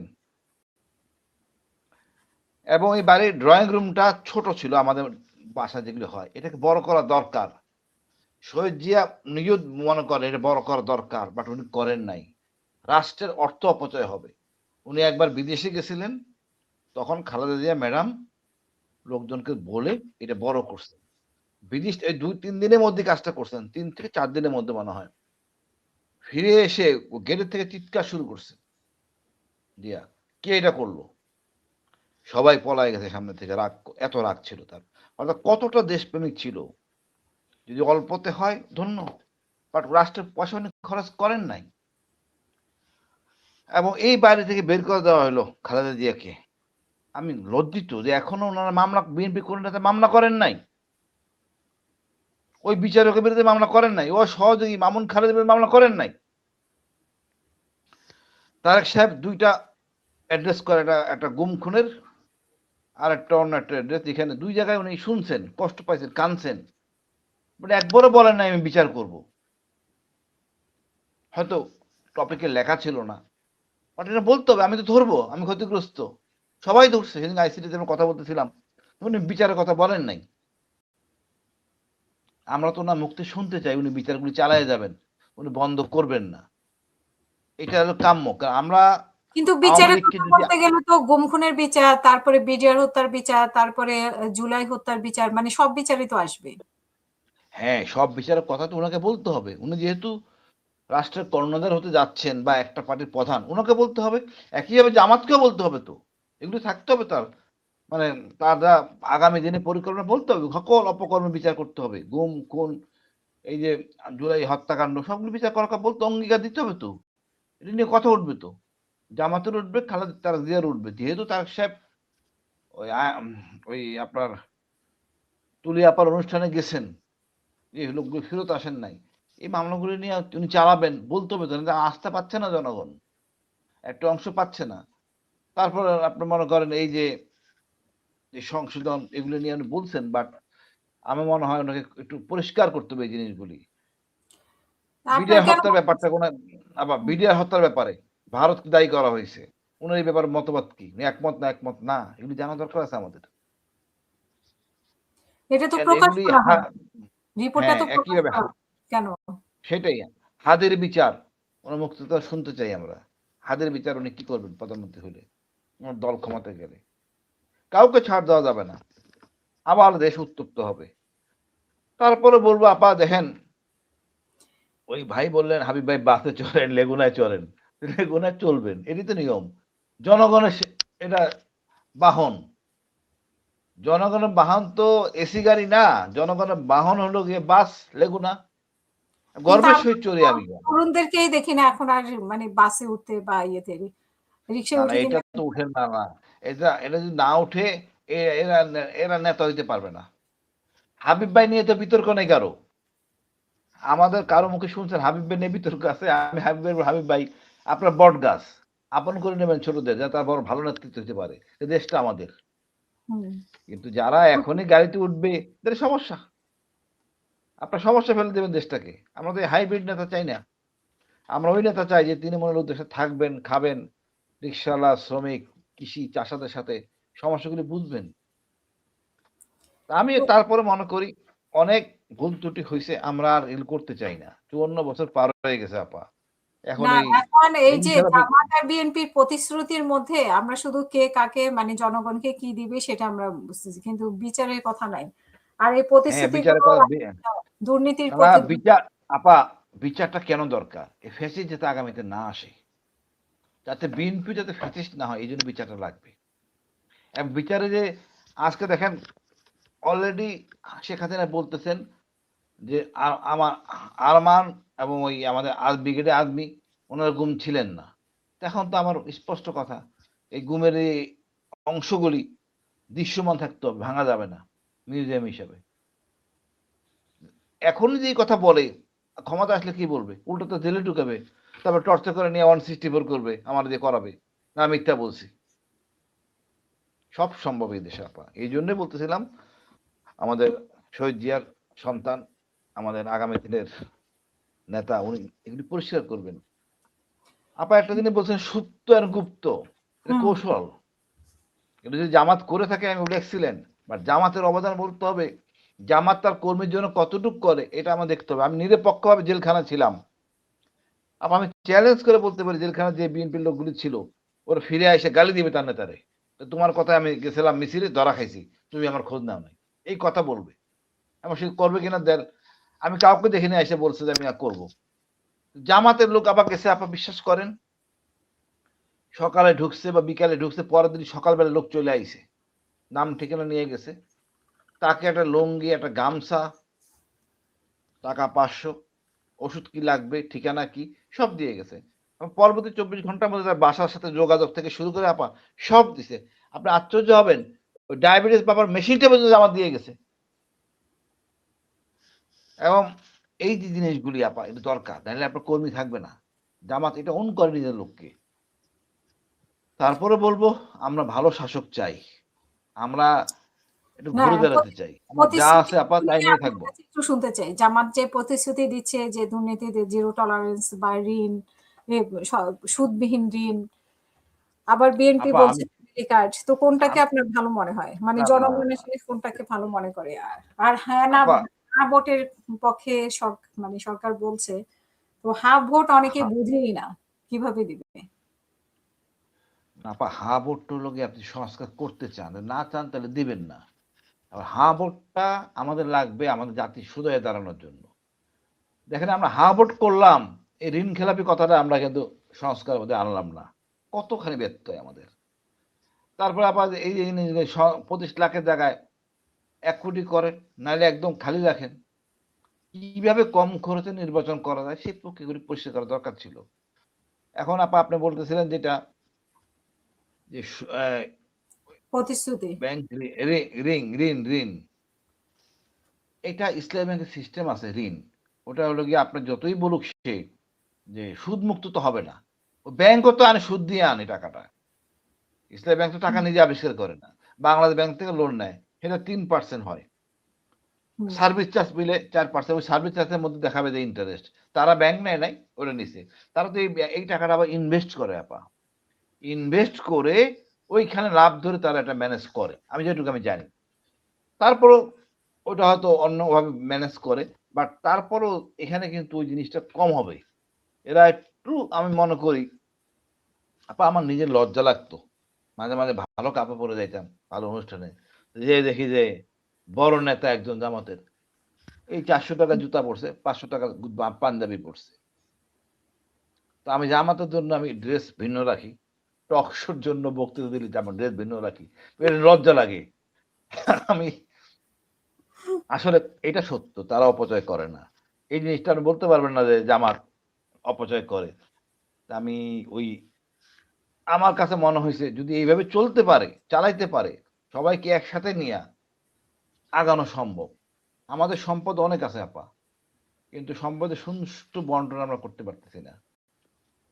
এখন আপনি যে কার্ডের কথা বলেন, এই কার্ডটার কথা তো আগে বলা উচিত হয় নাই, এটা তো নির্বাচনে ব্যবহার করতেছেন। যে জিনিসটা এটা ঠিক হয় নাই, এটাও ভুল করছে। আপনি নির্বাচনে আসবেন কিনা জানেন না, এখন আমি কার্ড বিতরণ করে দিলাম, এটা কেমন হইলো কাজটা বলেন আপা? আপনি এত কার্ড দিচ্ছে মানুষকে, নির্বাচনে তো আপনি ক্ষমতা আসেন নাই, এটা কেমনে করলেন? না কার কি তারপরে দিচ্ছে? বলবো দিচ্ছে নাকি না দিবে নির্বাচনে জয়ী হলে? না দিচ্ছে, অনেক জায়গায় দিচ্ছে, বলতেছে, দেখাচ্ছে টিভিতে কার্ড বিতরণ হচ্ছে। আমার কথা যাই থাকুক, এটা নির্বাচনী এজেন্ডা থাকবে, কোনো অসুবিধা নাই, ভালো উদ্যোগ। সবাই যাতে খেতে পারে এটা আমরা চাই, কোনো খারাপ উদ্যোগ না, সবাই যে যেভাবে করে করবে। হুম, বাট তারা যেন হাসিনার মতো কথা দিয়ে কথা রাখে না, 10 টাকার চাল, এই বক্তব্য আমরা শুনতে চাই না। বাস্তব সম্বন্ধে বক্তব্য হওয়া উচিত। যেমন আপনার সবার জন্য চিকিৎসা, এটা মাস্ট, আপনার এই জিনিসটা করতেই হবে। সবার জন্য শিক্ষা, একটা ভালো শিক্ষা, একটা শিক্ষানীতি, যাতে আমাদের বিদেশে যাইতে না হয়, আমার সন্তানকে আমি দেশে রাখবো, এই দুইটা জিনিস অ্যাড্রেস করতে হবে। সবার একটা বাসস্থান, ভালো বাসস্থান। আপনি খাস জমিতে বাসস্থান করবেন না পা, সে কাজ করে এক জায়গায়, খাস জমিতে তার বাড়ি, এই বাড়ি দিয়ে তো কোনো কাজে আসবে না। হুম, আমরা কেন ঢাকা শহরে বস্তিবাসীর মধ্যে বহুতলা বিল্ডিং বানাবো না, আমার বলেন আপা? আপনি তো লন্ডনে থাকেন, ওখানে যারা রিক্সা চালায়, ভ্যান চালায়, গরিব নির্ভর, তারা কি ভালো বাসায় থাকে না?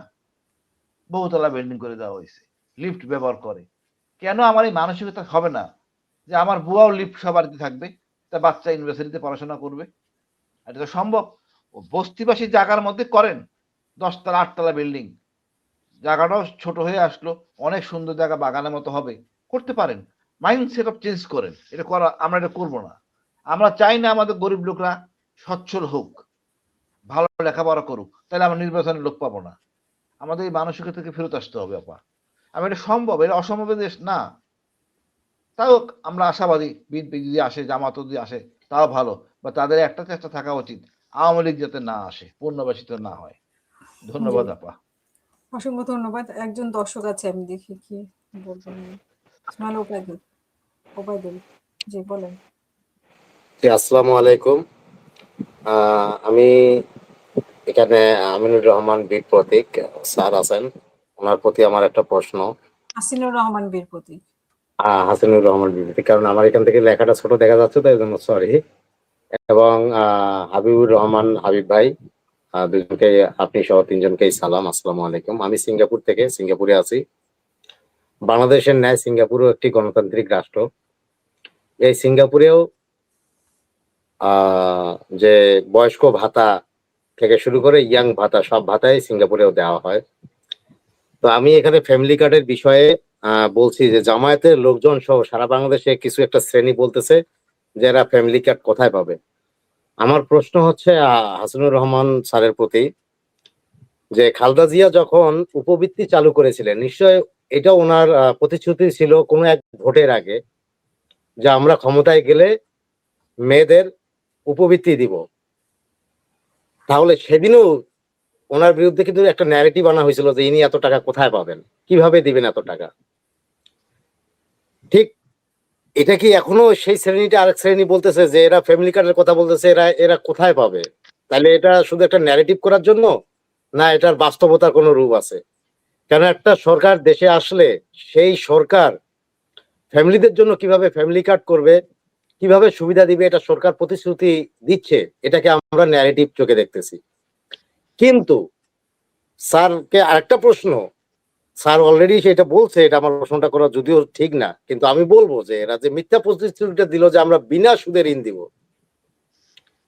এটা কি তারা জীবনে বাংলাদেশের মাটির থেকে এটা করতে পারবে বিনা সুদে? এটা হাবিবুর রহমান হাবিব ভাই অলরেডি বলে দিয়েছেন। জি, অনেক ধন্যবাদ। আর আজকে একটা আপু প্লিজ, আজকে একটা আমি ভিডিও দেখছি, এটা মনে হয় ওমানের এক ছেলে তার ওপেন ব্যালট পেপার, ওপেন খাম, আমরাও ব্যালট পেপার আমিও পাইছি সিঙ্গাপুরে। আমার ব্যালট পেপারটা আমাকে যেদিন দিয়ে যায়, দুইটা ব্যালট পেপার নিয়ে আসলো, আমার সাইন নিয়ে আমার ব্যালট পেপারটা আমাকে দিয়েছে এই সিঙ্গাপুরে। কিন্তু ওই সমস্ত দেশে এটা কি জামাতের কোনো এজেন্ডা ওখানে বাস্তবায়ন করছে যে যত ব্যালট আসবে একজনের বাসায় দিবেন? তাহলে নিশ্চয়ই ওখানে জামাত অনেক টাকা খরচ করে হয়তো ওখানেও সেই একটা কিছু কাহিনী করছে। তাহলে আজকে একটা ছেলে তার মালিককে, তার বসকে এইটা কমপ্লেন আকারে বলছে যে আমার ব্যালট পেপার আমাকে দেয় নাই, পরবর্তীতে তার ব্যালট পেপারটা, সে কিন্তু ধানের শীষের লোক, ধানের শীষে সে ভোট দিবে, অথচ তাকে ব্যালট পেপারটা যখন দেয় হানা ভোটে, সে হা দেখ বা না দেখ, সেখানেও হাতে দেওয়া আছে, সে নাতে দিত।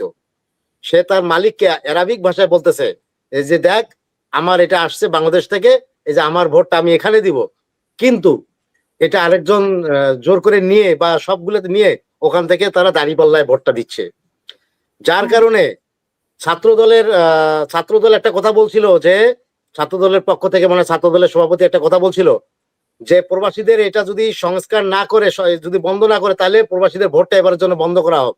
কারণ লক্ষ লক্ষ ভোট, আমার মনে হয় 13 লক্ষ ভোট হয়েছে, তারা লক্ষ লক্ষ ভোট, আমরা এতদিন যে বাক্সগুলো দেখছি বিভিন্ন জায়গায় হাজার হাজার ব্যালট, এই ব্যালটের ভোটগুলোর কি হবে? এটা উনি বলবেন আমাদের প্রবাসীদের জন্য। জি, ধন্যবাদ আপনাদেরকে। জি, প্রবাসীদের নিয়ে একটা প্রোগ্রামই করব, তখন আমরা কথা বলবো এটা নিয়ে। হাবিব ভাই, আমরা শেষ করবো, আপনার শেষ বক্তব্য। হ্যাঁ, আমি শেষ করে আপনার একটা নতুন ইনফরমেশন দেই যে জামাত ইসলাম যে কত খারাপ। ওদের কাদের সাহেব, আজহার সাহেব, এই যে আজহার সাহেব ছিলেন হলো হাই সিকিউরিটি আপনার ওই যে কাশিমপুর কারাগারে। তাকে একটা আলাদা জায়গায় একটা দিয়ে দেওয়া হয়েছে, একটা ব্লক একা। সেই ব্লকে সে কারা কর্তৃপক্ষের কাছে আবেদন করে এই যে আবরারকে যারা হত্যা করলো সারা রাত ধরে নির্যাতন করে, এই ফাঁসির আসামিগুলিকে তার কাছে নিয়ে গেল। এবং শিশির মণি হলো ওই ওদের হলো আইনজীবী। এখন শিশির মণির ঠিকানা কোথায়? জামাত। ওই ছেলেগুলোর ঠিকানা কোথায়? ফাঁসি যদি না হয় বেঁচে থাকে, ওদের ঠিকানা জামাত শিবির। এবং আবরারকে যারা হত্যা করেছে, এক একটা ছেলে ছাত্রলীগে থাকতে পারে, আসল ছাত্রীরা সবগুলি শিবির। তারা গুপ্ত শিবির হয়ে ওরা প্রথমে যেমন হেলমেট পরে পরে যত অপকরণ করেছে, ওরা পরে স্বীকার করেছে তো এই কিছুদিন আগে, যে যতগুলি হেলমেট পরে যত জায়গায় আমরা ভাঙচুর করেছি, মারধর করেছি, আমরা করেছি। এটা ছাত্রলীগের সুনামটা নষ্ট করার জন্য। আপনাকে ওরাই হত্যা করেছে, আপনাকে ওরাই হত্যা করেছে। তাহলে এত সাধু তারা সাজে, শিশির মনে যায় তাদের বাংলা উকিল এবং ওখানে আজহার সাহেব উনি ওদেরকে পাশে রাখেন। আর আমার যে ভাইটা বললেন যে কথাটা, আমি যেটা বললাম যে এই যে মিথ্যা যেটা কথাটা বললাম, সুদবিহীন টাকা কোথা থেকে দিবে, পরিজন ভাই কোথায় পাবে, আর ফ্যামিলি কার্ড, আরো যে কথা বললেন এই যে বিদেশ থেকে যে ভোটার, আমাকে অনেক লোক ভোট দিয়েছে, মালয়েশিয়া থেকে ভোট দিয়েছে, সিঙ্গাপুর থেকে ভোট দিয়েছে, সৌদি আরব থেকে ভোট দিয়েছে, ওমান থেকে আমাকে ভোট দিয়েছে, আমি দেখছি কারা কারা ভোট দিয়েছে। তো এই ভোটগুলি যারাই বিএনপি কে ভোট দিবে তাদের ব্যালট পেপার গুলি সেখানে কারসাজি করে নিয়ে নেওয়া হচ্ছে, নিয়ে সেখানে দাঁড়িপাল্লা ভোট দেওয়া হচ্ছে এবং হ্যাঁ ভোটে তারা এখানে ভোট দিয়ে দিচ্ছে। এইটা আমি আজকে পরিষ্কার করে বলি, পরিষ্কার করে বলি, পরিষ্কার করে বলি, একটা ভোটও যদি ধরা পড়ে তাহলে যতগুলি ভোট প্রবাসীরা দিবে একটা ভোটও জামাতের দিকে না দিয়ে সব ভোটগুলি বিএনপির পক্ষে বা ধানশীলের পক্ষে অন্যদেরকে দিতে হবে। চুরি যখন করবে, একটা চোর একটা 1000 চোর একই দিন, একটা খুন করলে ফাঁসি, 100টা খুন করলে ফাঁসি, একটা ভোট চুরি করলে চোর, লক্ষ লক্ষ ভোট করলে চোর। ওদের চুরি করা ছাড়া কোনো উপায় নেই, চুরি করতেই হবে ওদেরকে। অতএব এই প্রভাবী ভোট যে ছাত্র দলের প্রেসিডেন্ট যে কথাটা বলেছে, যদি ভোট চুরি ধরা পড়ে তাহলে আমি ভোট বন্ধ করতে বলেছি, আমি ওইভাবে না বলে এইভাবে বলবো, ওই ভোট একটাও শিবিরের পক্ষে যাবে না, দাঁড়িপাল্লার পক্ষে যেন না করে দিতে হবে নাই। আরেকটা কথা বলি, আজকে থেকে আমার আন্দোলন শুরু হলো, যে আন্দোলন আমি করেছিলাম 2015 সালে, আর যেন কোনোদিন এই দেশে ব্যালট পেপার রাতের বেলা পাঠানো না হয়। এই জন্য ভোটটা হতে হবে সকাল 8টার পরিবর্তে 9টা থেকে 5টা পর্যন্ত। কারণ ব্যালট পেপার সরকারি কর্মকর্তাদের কাছে নিরাপদ না, পুলিশের কাছে নিরাপদ না, ওই এলাকায় যখন ভোট ব্যালট পেপারটা যায় তখন সেখানে নিরাপদ থাকে না। যে কারণে আমি এইটা করার পরিপ্রেক্ষিতে 9টার থেকে 5টা পর্যন্ত কিন্তু ভোট শুরু হয়েছিল বিভিন্ন জায়গায়। আমার এখানেও যখন আমি উপনির্বাচন করলাম 20 সালে, আমার এখানে কিন্তু 9টা থেকে 5টা পর্যন্ত ভোট হয়েছিল, লাভ হয়নি, ভোট দিন বেলা কাটছে, রাত্রিবেলা কাটছে, রাত্রে দিন বেলা কাটছে না। আমি এবার দাবি করছি, কেন কোনটা, আমরা সারা জীবন জানি ভোট একটানা হয়, 8টা থেকে ভোট হতো 4টা পর্যন্ত, প্রত্যেকটি কেন্দ্রে একজন করে প্রধান এজেন্ট থাকতো, সে কিন্তু বের হতো না। যে জায়গাটা সবগুলি বাক্স নিয়ে আসা হবে সেই জায়গাটা সব বাক্স নিয়ে আসা হবে, প্রত্যেকটা দলের একটা এজেন্ট থাকবে, তাদের সামনে গুণে আনা হবে কোন বুথে কয়টা ভোট কাস্ট হয়েছে, কয়টা বাক্স, সব গুণে তারপরে ভোট গুনতে হতো। 111 সরকার শুধুমাত্র আওয়ামী লীগকে জেতানোর জন্য ওরা 4টা ভোট শেষ হলো, আধা ঘন্টা সবাইকে বের করে দিল, সব দল এজেন্টকে বের করে দিল, বের করে দিয়ে আধা ঘন্টা পরে ডাকা হলো। তখন আমাদের লোকেরা ভয় যেতে পারেনি। এই আধা ঘন্টার মধ্যে, এই সময়টার ভিতরে আওয়ামী লীগের এমপিরাও জানতো না, তারা তাদের নিজেদের সুরক্ষার জন্য, কিন্তু ম্যাডাম খালেদা জিয়ার সঙ্গে তারা আপোষ করতে চেয়েছেন, ম্যাডাম খালেদা জিয়া আপোষ করেননি, যে কারণে তারা নিজেরা বাঁচার তাগিদে সেদিন তারা 10% করে ভোট আওয়ামী লীগের এমপিরাও জানতো না, সেই ভোটটা তারা আলাদাভাবে মানে নৌকামার্কা সিল মেরে রেখেছিল। ওই আধা ঘন্টার সময়ের ভিতরে অন্যান্য বাক্সের মধ্যে যে ভোটগুলি সেইগুলির সাথে এগুলি একসাথে মিশিয়ে দিয়েছিল, দিয়ে 86% ভোট বাংলাদেশে কোন কাস্ট হয়নি। বিএনপির যে নেতা, যে প্রার্থী 2001 সালে ভোট পেয়েছিল 1,10,000, সে কিন্তু 2008 সালে গিয়ে ভোট পেয়েছে 1,12,000, তারপরে হেরে গেছে। কারণ আওয়ামী লীগের দিনে ভোট পেয়েছেন 90,000, তার সাথে 10% যোগ হয়ে গেছে, বা 1 লাখ, তার 10% ভোট বেড়ে যাওয়ার কারণে সে সেখানে হয়তো 1,12,000 14,000 ভোট পেয়ে গেছে। এই জন্য এইবার এই কাজ করতে না পারে, আমি আজকে থেকে বলা শুরু করলাম, একটানা ভোট হবে 7:30 থেকে 4টা পর্যন্ত বিরতিহীন, এবং ভোট শেষে আধা ঘন্টা এজেন্টদেরকে বের করে দেওয়া যাবে না। একটা জায়গায় আগে থেকে বলা থাকবে, একটা কেন্দ্রে 6টা 7টা 8টা বুথ থাকে, 10টা বুথও থাকে, কোথাও 5,000 ভোট থাকে, 12টাও থাকে, সব বাক্সগুলি কোন রুমে গোনা হবে, সেই রুমে ওই সব দলেরই একজন করে এজেন্ট, কারণ 10টা এজেন্ট থাকলে সব থাকবে, একজন থাকবে, হেড এজেন্ট, তার সামনে সব বাক্সগুলো নিয়ে আসা হবে, গুণা হবে, তারপর বাক্স খুলবে, তারপরে গুনবে। তা না হলে ওই কারচুপি টাকার বিনিময়ে অনেক জায়গায় অনৈতিক অনেকে আছে, যেটা জাহাঙ্গীরনগর বিশ্ববিদ্যালয় আমি দেখেছি, ঢাকা বিশ্ববিদ্যালয়ে যেমন দেখলাম, এবং নীলক্ষেতে যেমন ব্যাট পাওয়া যায়। এই জন্য এটা আমার কাছে দাবি। তাই আজকে আপনার 3টা জিনিস বলে দিলাম। একটা হলো 1 নাগাড়ে ভোট, একজন এজেন্ট থাকতে হবে। দ্বিতীয়ত হলো এটিএম আধার, এই যারা ফাঁসির আসামি তাদেরকে কাছে নিয়েছে ওরা হলো তাদেরই ক্যাডার। আর হলো তারেক রহমানের ব্যাপারে যে হাসনাত যা প্রশ্ন তুলেছে, আজকে জাতির সামনে নির্বাচন বলতে চায়, শহীদ রাষ্ট্রপতি জিয়া রহমানকে হত্যা করার পর সেই সময় সরকার 2টা বাড়ি দিয়েছেন, একটা থাকতেন, সেখানে বের করে দিয়েছে ভেঙে ফেলে, একটা বাড়ি ভাড়া পান, সেটা দেই তারেক রহমানের ফ্যামিলি চলার জন্য যথেষ্ট। তারেক রহমান চাঁদাবাজি করে তার ফ্যামিলি চলার কোনো প্রয়োজন নেই, এটা পরিষ্কার করে বলতে চায়। অতএব তারেক রহমানের দিকে আঙ্গুল তোলার আগে নিজের দিকে এক চিন্তা করে দেখবেন, চেহারাটা আইনে দেখবেন যে আমি কোন ফ্যামিলি থেকে আসছি, কোথা থেকে আসছি, আগে কি খেতাম, আগে কি পড়তাম, আগে কোথায় থাকতাম, কোন গাড়িতে চড়তাম, এখন কি করতেছে। ধন্যবাদ। অসংখ্য ধন্যবাদ। জি, হাবিব ভাই শেষ, হাসিনুর ভাই শেষ করবেন প্লিজ। না আপা, আমার ভাইয়ের সাথে আমি একমত। ভাই যে কথাটা বললেন যে আবরার হত্যাকারীরা ওরাই একই, এটা ভুল। আমি দেখছি ওখানে যত কয়েদি যারা অ্যাড্রেস করে নাই মূল দল, এরা কিন্তু বিচ্ছিন্ন ছিল অতি সহজে। ইভেন করে আমি জেএমবির সদস্যরা, অন্যান্য ভুয়া 54 ধারার বা বিএনপি অন্য সদস্যরা, এদেরকে জামাত সুন্দরভাবে তালিম করে নিজ দলে নিয়ে নিছে। ব্যর্থতা কার? ব্যর্থতা বিএনপির, অন্য দলের না, সব দলের লোক। জামাত সুন্দর করে আদর যত্ন করে, শুধুমাত্র মনে করেন যে আলু ভর্তা বানাইছে, সুন্দর হলো না, এটা আলু অপসুন্দর হলো, অসুন্দর হলো। না, খুনিদেরকে এটা যাই হোক ভাই, হত্যাকাণ্ডের পর সেই আসামিকে দলে নেওয়া, এটা মোটেই সুন্দর না ভাইয়া। আসামিদেরকে এটা যদি না, না না ভাই, ওটা তো বিচারের ব্যাপার। এরা তো দলটাকে আগে চিনে, এটা বিচারের ব্যাপার। দলটাকে আগে চিনে, আপনি দেখবেন তার কৌশলটা আমি দেখছি নিজ চোখে। এমনি বিশাল করে এই সন্ধ্যার সময় বিকালবেলা বসে বসে ধর্মীয় আলোচনা করে করে নিজের দল বাড়ি করতেছে। পুরা হলের মধ্যে দেখা গেল একজন ছিলেন উনি জামাত, উনি পুরা সেল উনি জামাত বানাই ফেলছেন।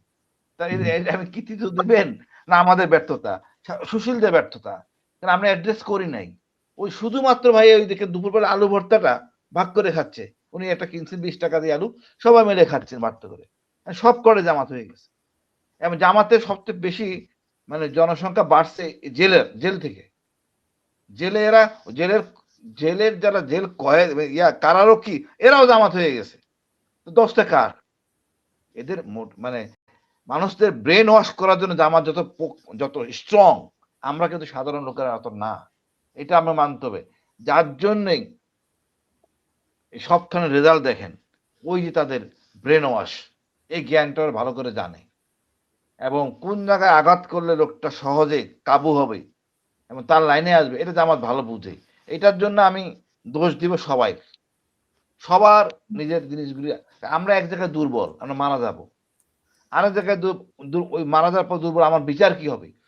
জামাত কৌশলে সেই ধর্মীয় আঘাত দিয়ে ওই জিনিসটাকে অ্যাড্রেস করে এবং সমতার ভিত্তিতে এই কাজ করে। আমি একটা দিনও দেখিনি ভাই, বিশ্বাস করেন, যে মেডিসিন কিনে দেওয়া বিএনপির কোনো নেতা বা কর্মীদের দেখাও করে নাই। আমি সব দিনে প্রতিদিনই দেখছি কোনো না কোনো জামাতের কোনো প্যাকেট আসতেছে, আর ওরা লাফালাফি করতেছে। ইভেন আমি সানাউল্লাহ ভাইয়ের অফিসে গেছিলাম একদিন, আমি মামলা ব্যাপারে, ওখানে ওই ছেলে দাঁড়াই আছে ওই 2000 টাকা নিয়ে মামলার জন্য। মামলা খালাস করে, বিএনপির মামলা, সে কর্মী, গাজীপুরের ছেলে, সালাউদ্দিন ভাইয়ের অফিসে কিছু বকা টকা খাইছে, একটু টাকা নিয়ে যাওয়া উচিত ছিল। আপনি জামাতে দেখেন তো ভাই, কোন এই শিশির মনি কোনো টাকা নেয় কিনা? হয়তো অন্য খান থেকে ফান্ড পায় বা সে টাকা নেয় না। তো মানুষ এই যে বিপদগ্রস্ত লোকটা জেলখানার মধ্যে, সে তো মুক্তি চায়, সে তো ওই লিখে দেয় জামাতে এই লোকটা আমাদের, যথেষ্ট, বিনা পয়সা মামলাটা হয়। এই জায়গায় তো আপনারা কিন্তু সুবিধা দিতে পারেন নাই। যাই হোক ভাই, আমরা চাই ভালো নেতৃত্ব, মানে যারা দেশে থাকতে পারবে। দেশটাই আমাদের, ভালো লোক দেশে আছে, আপনারা দেশে আছেন, সুতরাং আমরা চাই সুন্দর করে দেশটাকে করি, আমরা আমাদের মতো দেশটাকে ভালো করি। ধন্যবাদ ভাই। আমি একটা সহযোগিতা করি, আবরারের মতো ছেলেকে যেভাবে হত্যা করলো, সেই হত্যাকারীরা যদি বিপদে থাকে যদি বলি আমরা, এটা কি কেউ মেনে নিবে? তার পক্ষে কোনোভাবে যাওয়া যায়? কোনোভাবে যাওয়া যায়? বিচারপতি মানিক আর হলো ব্যারিস্টার শামীম পাটোয়ারি, আমার সাথে টক শো ছিল এশিয়ান টেলিভিশনে। সেদিন 7 খুনের বিচার হলো নারায়ণগঞ্জের, মায়ের জামাই সহ 7 জনের যে ফাঁসি হলো, 7 জন এদের। আমাকে বলতেছে কি যে, এটা এটা তো বিচার, প্রাথমিক বিচার, এ তো উচ্চ আদালতে খালাস হয়ে যাবে। তা আমি বললাম যে আপনারা, আমার লজ্জা করতেছে যে আপনি একজন অ্যাপিলেট ডিভিশনের বিচারপতি ছিলেন, প্রধান বিচারপতি হওয়ার কথা ছিল। শামীম পাটোয়ারিকে বলতাম, তুমি একজন সংসদ সদস্য, কিভাবে তুমি বলো যে এটা প্রাথমিক বিচার, এটা আলটিমেট সে বিচার তো হাইকোর্টে খালাস হয়ে যাবে, কিছুই হবে না। এই যদি হয় বিচারের অবস্থা, এই যদি আমাদের মানসিকতা, ওরা নাস্তা খাওয়ার সময় ভালো মতো ধমকটা দিলাম। এগুলো অনৈতিক, অনৈতিক এটা, যে এরকম একটা বস্তা পেট ফেলে তারপরে ঢুকিয়ে একটা নিরীহ 7 জন মানুষকে হত্যা করলো, আর তার ব্যাপারে বলতেছে যে আরো উচ্চ আদালতে গিয়ে অনেক জেরা টেরা হবে, তারপরে খালাস পেয়ে যাবে। এটা কতগুলো অনৈতিক জায়গা আছে, সেই জায়গাগুলি বিএনপি অ্যাড্রেস করে না, সেই জায়গাগুলি বিএনপি মানতে পারে না, বিএনপি মিথ্যা আশ্বাস দিতে চায় না। কিন্তু জামাতের রাজনীতিটাই মিথ্যা। ওরা দেখেন, ওরা ওরা ওদের জন্ম হয়েছে তো, ওদের জন্ম তো আমাদের দেশে না, সবগুলি রাজনৈতিক দলের জন্ম কিন্তু আমাদের দেশে। ওদের জন্ম ব্রিটিশ আমলে ভারতে 43 সালে। ওরা 47 সালে স্বাধীনতা বিরোধী করেছে, বলেন। ওরা 71 সালে স্বাধীনতা বিরোধী করেছে। ওরা এরশাদকে স্থায়িত্ব দেওয়ার জন্য তার স্বাধীন ব্যবস্থাকে আওয়ামী লীগের সাথে নির্বাচন গেছে। এর সাথে আমাদের একটা লোক আহত হয় না, মিছিল করতে গিয়ে আহত হয় না। এতে শুরুই মিথ্যাবাদী। এবং এদের শেষ কথা বলি, এদের প্রতিষ্ঠাতা কে? আবুল আলাম মওদুদী সাহেব। ওনার 9টা সন্তান, একটা সন্তানও জামাত করে না, একটা সন্তানও মাদ্রাসায় পড়েনি। এবং আবুল আলাম মওদুদী বলে গেছেন, এটা তোমরা করো না। বাংলাদেশে নিজামীর একটা ছেলে মেয়ে কিন্তু মাদ্রাসা পড়ে না, গোলামের একটা ছেলে মেয়ে মাদ্রাসা পড়ে না, মুজাহিদের একটা ছেলে মেয়ে মাদ্রাসা পড়ে না, আমাদের মতিউর রহমান নিজামীর ছেলে মাদ্রাসা পড়েনি। যারা মাদ্রাসা নিজেদের ছেলেদেরকে পড়ায় না, তারা ইসলামিক আইন করবে। সর্বশেষ যেটা বলি, তথ্যটা দিই, আমার সে আপনারা ভালো জানেন, জামাতের আমিরের নাম কি? ডাক্তার শফিকুর রহমান।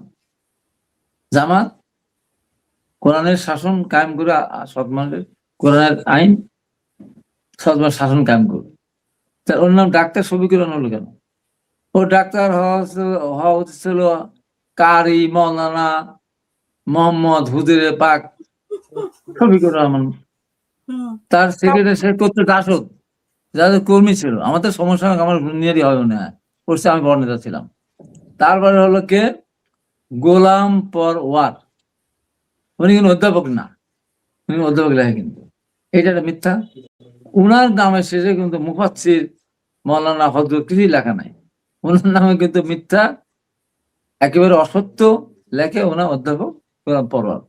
গেল ইসলামিক দলের নেতার চরিত্র দেখেন বা যোগ্যতা দেখেন। তারপরে থার্ড কে? নায়েবে আহমেদ।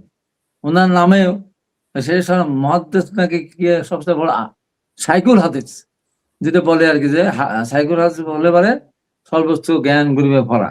ওনার নামে কি তা আছে? ওনার ডাক্তার আব্দুল রহমান তাইব।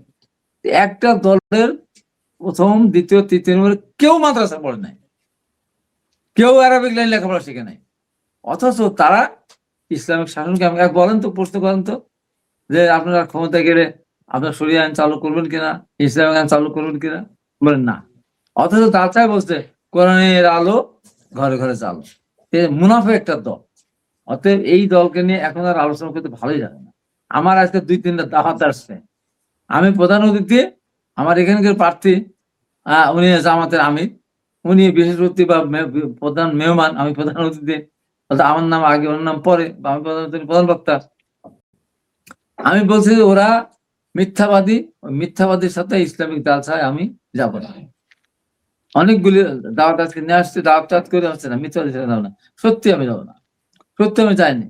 সেটা শেষ কথা বলেছি।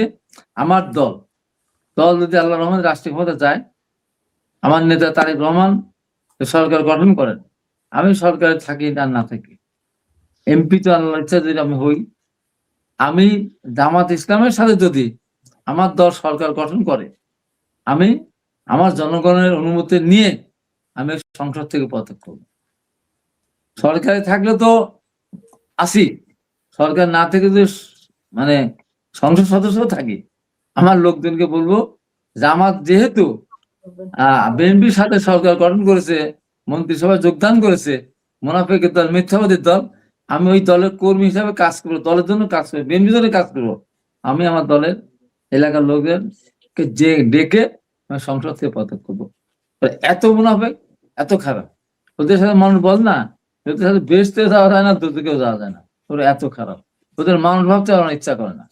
ওরা এখন মনে করি ওরা হলো জামাত, ওরা মানুষ না, ইসলামিক দল তোরা করেই না, মোটেই না। আজকে ইসলামিক দলগুলো বক্তব্য শুনেন, এখন আবার লাগছে এর সাথে না চরমনের সাথে, চরমনে কি বলছে যে কমিউনিস্টরা দেশ দখল করলে 100 বছর পরে পরে হলো ইসলাম কায়েম হবে, জামাত যদি ক্ষমতা আসে ওই যে কি মাদ্রাসা থাকবে না, তারপরে হলো ইসলাম আর 100 বছরে কায়েম হবে না। সেই এখন আবার লাগছে, কিন্তু কয়েকদিন কিন্তু মিল পড়ছিল যে বাংলাদেশের আলেমুল্লাহরা সবই এখন ওদের বিরুদ্ধে, ওদের মুখোশ উন্মোচন হয়ে যাচ্ছে। অতএব ভাই, ওদের ওই যে কৌশল বলে না, কৌশল হলো অপকৌশল। ওরা ক্ষমতায় যাওয়ার জন্য সবকিছু করতে পারে। আপনি চিন্তা করতে পারেন, আমি তো সব মন্দিরে গেছি, আমার সে মন্দিরে কেউ যায় না, আমি